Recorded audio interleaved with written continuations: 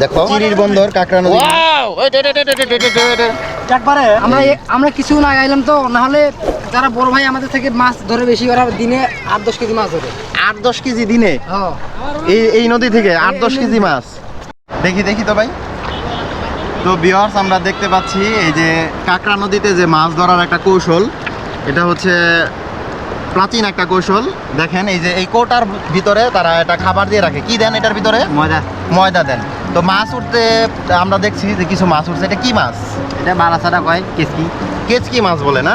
খুবই সুন্দর, চমৎকার। প্রচুর কেচকি মাছ পাওয়া যায় এই কাকড়া নদীতে। এছাড়া কি আর অন্যান্য মাছ ওঠে না?